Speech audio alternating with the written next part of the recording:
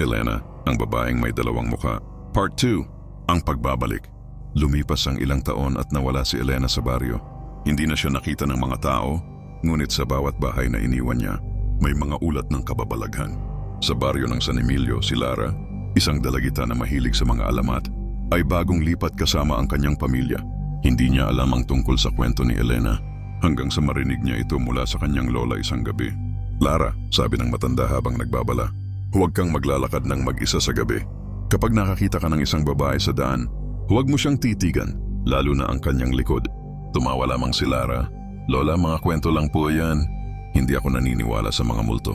Ngunit hindi nagtagal, unti-unting napatunayan ni Lara na ang mga kwento ng kanyang lola ay totoo. Ang unang pagtatagpo, isang gabi, napilitan si Lara na maglakad, pauwi mula sa bahay ng kanyang kaibigan dahil biglang nasira ang tricycle na kanyang sinasakyan. Walang buwan sa langit, at ang daan patungo sa kanilang bahay ay napapaligiran ng makakapal na punong kahoy. Habang naglalakad, narinig niya ang mahina ngunit malinaw na tunog ng mga yabag sa likod niya. Lumingon siya ngunit wala siyang nakita. Binilisan niya ang kanyang lakad, ngunit naroon pa rin ang tunog, mas malapit na ngayon. May tao ba diyan? Tanong niya, nanginginig ang boses. Biglang may lumitaw na babae mula sa likod ng isang puno. Napakaganda nito, parang diwata. Mahaba ang buhok at maputi ang balat. Ngumiti ito kay Lara at sa isang iglap nawala ang kanyang takot. Pasensya na, nagulat kita, sabi ng babae. Naligaw ako.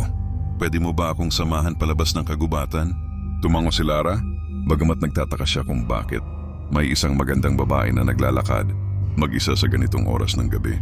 Habang magkasabay silang naglalakad, napansin ni Lara na tila malamig ang paligid kahit wala namang hangin.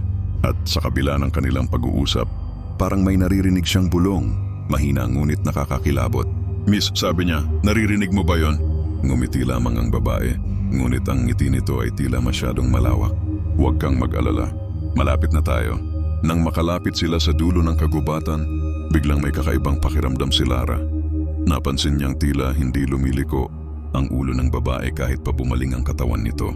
Naramdaman niyang kailangang makita ang likod nito.